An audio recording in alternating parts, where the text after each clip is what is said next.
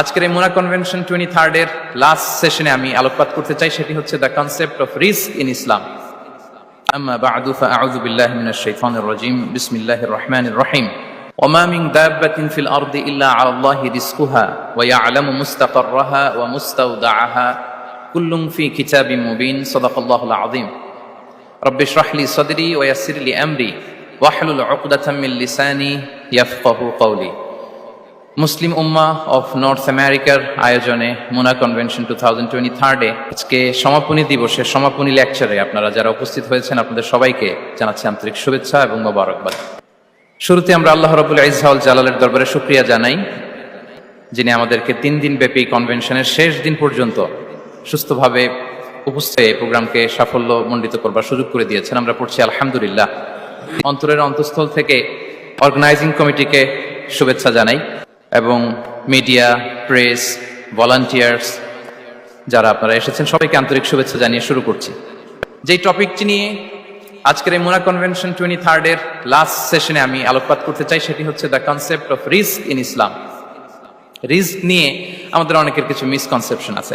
আমি চাইবো এই স্বল্প সময়ে রিজিকের ব্যাপারে একটি ধারণা আপনাদেরকে দিতে, আপনাদের আইডিয়াটা যাতে ক্লিয়ার থাকে, কনসেপ্ট যাতে ক্লিয়ার থাকে। প্রিয় ভাই এবং বোনেরা, আমরা সবাই না, অনেকে মনে করি যে রিস্ক হচ্ছে যেটা আমরা খাই এটা রিজিক, অথবা যে অর্থ আমরা উপার্জন করি এটা রিজিক। আমাদের অনেকের ধারণা। আসলে রিজিকের ব্যাপারে আমাদের ধারণাটা পূর্ণাঙ্গ নয়, এর বাইরেও অনেক কিছু আছে। রিস্কের বাংলা হচ্ছে জীবন উপকরণ, ইংরেজিতে বলে সাস্টেনেন্স বা প্রভিশন। অর্থাৎ জীবন পরিচালনায় একটা মানুষের যা যা লাগে তা সবই রিস্ক। শুধু আমরা যেটা খাই, যেটা উপার্জন করি, শুধু এতটুকুই রিস্ক নয়। এটা অনেক ওয়াইডার সেন্সে আমাদেরকে চিন্তা করতে হবে। আমরা আমাদের পুরো জীবন জুড়ে যা পাই, যা খাই, যা অর্জন করি, যেটা লাভে ধন্য হই, সবটাই রিস্ক। আমরা অনেকে যে বুঝি যেটা আমরা খাই, যেটা উপার্জন করি এটা রিস্ক, এটা যে একেবারেই রিস্ক নয় সেটা নয়, তবে এটা আংশিক সত্য, এটাও রিস্ক।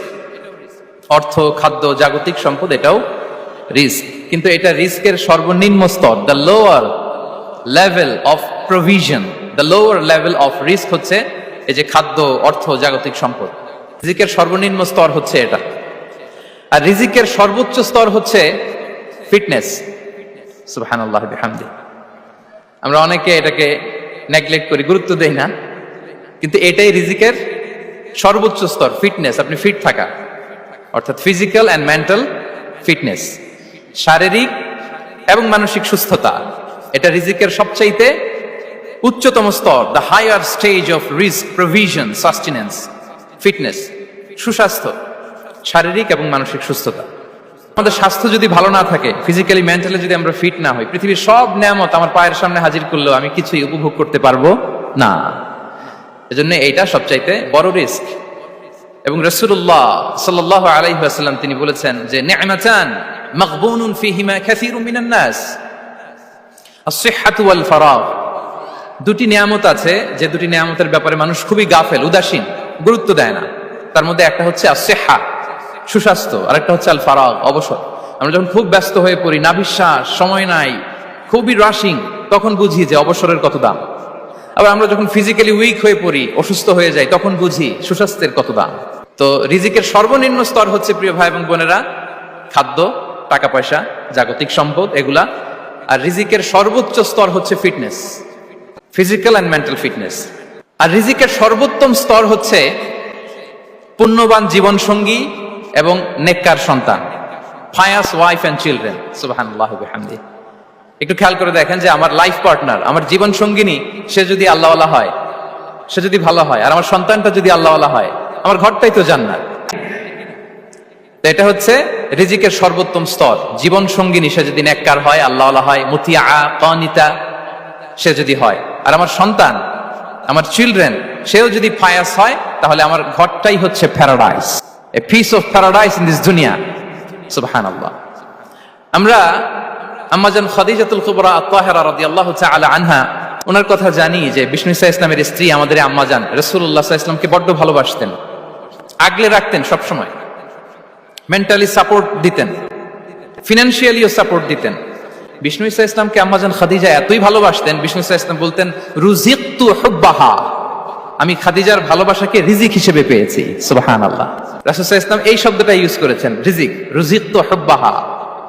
এবং তিনি দোয়া করার সময় বলতেন, আল্লাহ কিয়ামতের সে বিভীষিকাময় দিনে, যেদিন বন্ধু বন্ধুকে চিনবে না, স্বামী স্ত্রীকে চিনবে না, বাবা সন্তানকে চিনবে না, পীর সাহেব মুরিদকে চিনবে না, নেতা কর্মীকে চিনবে না, ভাই বোনকে চিনবে না, সেই কঠিন মুহূর্তে আল্লাহ আমি আমার খাদিজাকে যেন ভুলে না যাই।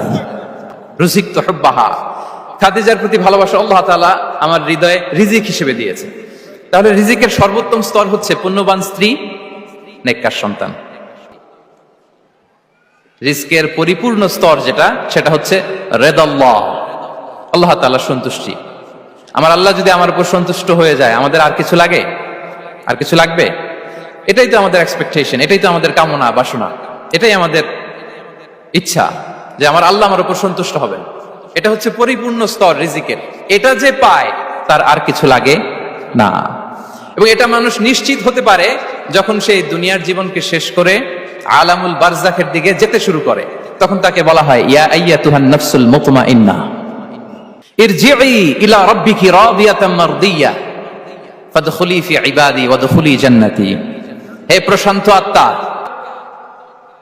প্রবেশ করো, তোমার রবের দিকে চলে এসো, সন্তুষ্ট চিত্তে সন্তোষ ভাজন হয়ে আমার কাছে এসো, আমার জান্নাতে প্রবেশ করো। সুবহানাল্লাহ ওয়া বিহামদি। এই দুনিয়া ছেড়ে যখন আমরা যাব, তখন যদি এই অ্যানাউন্সমেন্টটা আমার জন্য দেয়া হয়, আমার আর কিছু চাওয়ার পাওয়ার আছে? প্রিয় ভাই এবং বোনেরা বলেন, এই আল্লাহর সন্তুষ্টির ঘোষণা যদি আমি এই পৃথিবী থেকে বিদায় লগ্নে পেয়ে যাই, আমাদের আর কিছু চাওয়া পাওয়ার আছে? ইয়া আইয়াতুহান নাফসুল মুতমাইন্নাহ ইরজিই ইলা রাব্বিকি রাদিয়াতাম মারদিয়া। আমরা কিছুদিন আগে আমাদের সকলের প্রিয় আল্লামা দেলোয়ার হোসেন সাঈদী রাহিমাহুল্লাহ নওয়ারাল্লাহু মারকাদাহু ওয়া জাআলাল ফিরদাউস মাসওয়াহু, ওনাকে আমরা হারিয়েছি। আমি যখন ওনার শোক বার্তা নিয়ে ফেসবুকে স্ট্যাটাস লিখি, কমেন্টে আমি এই আয়াতটা লিখেছিলাম। আমি খুঁজে পাচ্ছি না যে আমি কি দিয়ে এটার উপমা দিব, কি দিয়ে ওনার বিদায়ের উপমা আমি জানাবো। আমি খুঁজে পাচ্ছিলাম না কোনো আয়াত। তখন এই আয়াতটা লিখে আমি উপমা দিয়েছি। আল্লাহু আকবার। গোটা বিশ্বের মানুষ কেঁদেছে, গোটা বিশ্বের মানুষ গায়বানা জানাজা পড়েছে, গোটা বিশ্বের মানুষ ওনাকে অশ্রুসিক্ত বিদায় দিয়েছে। From north to the south, from east to the west, the entire globe, min mashariqil ardi ila magharibiha, অশ্রুসিক্ত বিদায় তিনি পেয়েছেন। এটাই আল্লাহ তাআলার সন্তুষ্টির একটা জলজ্যান্ত নমুনা। জোরে বলেন ঠিক কিনা? এর চেয়ে জলজ্যান্ত নমুনা আমার জীবদ্দশা আমি দেখিনি। এত মানুষের কান্না, কাবার গিলাফ ধরে কান্না, এভাবে ভালোবাসা প্রকাশ করা, এভাবে তার প্রতি তার জন্য অশ্রুসিক্ত দোয়া করা, কান্না জড়িত দোয়া, এটাই প্রমাণ করে যে আল্লাহ তাআলা ওনার উপর সন্তুষ্ট হয়ে গিয়েছেন। ওনার আর কি চাই? আমাদের আল্লাহর আর কি চাই? আর কিছুর দরকার নাই, ঠিক কিনা? এই যে পরম সৌভাগ্য, এরকম বিদায় নিতে পারা, এটা পরম সৌভাগ্য। আমরা আল্লাহর জন্য দোয়া করি, আল্লাহ তাআলা সারা জীবন তিনি যেমনি কোরআনের বার্তাকে গোটা বিশ্বব্যাপী পৌঁছিয়ে দিয়েছেন, তার কবরটাকে আল্লাহ তাআলা কোরআনের নূর দিয়ে আলোকিত করে দেখ। কোরআনকে আল্লাহ তাআলা তার কবরের সাথী বানাক। কোরআনকে আল্লাহ তাআলা তার কিয়ামতের দিন, in the day of judgement, তার পক্ষে শাহাদাতকারী হিসেবে কবুল করুন।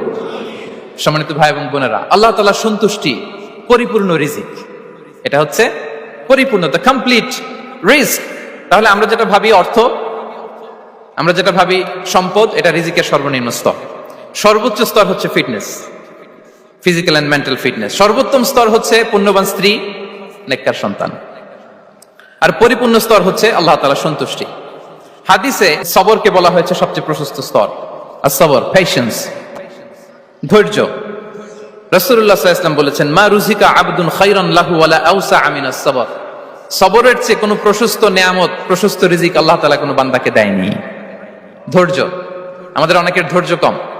আপনাদের কি অবস্থা? ধৈর্য আছে তো? হ্যাঁ, সবার ধৈর্য আছে না? আপনাদের দেখেই বোঝা যাচ্ছে মাশাআল্লাহ, খুব ধৈর্যের সাথে আপনারা একেবারে শেষ সময় পর্যন্ত আছেন। তো এই ধৈর্যের প্র্যাকটিসটা আমাদের করতে হবে। আমরা যেন অস্থির না হয়ে যাই, আমরা যেন আতঙ্কিত না হই, আমরা যেন প্রশান্ত থাকি, আমরা যেন ধৈর্যের প্র্যাকটিস করি। বিশেষ করে আমাদের সন্তানদের এটা শেখাতে হবে। কারণ ধৈর্য এটা এমন একটা গাছ, যে গাছের সারা গায়ে কাটা কিন্তু এর ফলটা বড় মিষ্টি। ধৈর্য এমন একটা গাছ, যে গাছের সারা গায়ে কাটা কিন্তু এর ফলটা বড় সুস্বাদু। তো সেই টেস্টি ফ্রুট যদি আপনি ট্রাই করতে চান, আপনাকে ধৈর্য ধারণ করতে হবে। তাহলে হাদিসের আলোকে আমরা জানলাম রিজিকের সবচাইতে প্রশস্ত স্তর হচ্ছে ধৈর্য। রিজিকের সবচাইতে কল্যাণকর স্তর হচ্ছে হিকমা। আল্লাহ তাআলা বলছেন ইউতিল হিকমাতা মান ইয়াশা ওয়া মান ইউতাল হিকমাতা ফাকাদ উতিয়া খায়রান কাসীরা। আল্লাহ যাকে চান তাকে এই হিকমা দেন, আর যাকে আল্লাহ তাআলা হিকমা দেন তাকে প্রভূত কল্যাণ দান করেন। হিকমা, প্রজ্ঞা, উইজডম, নলেজ আর কমন সেন্স দুইটা যখন একসাথে হয় এটা উইজডম হয়ে রিফ্লেক্ট করে।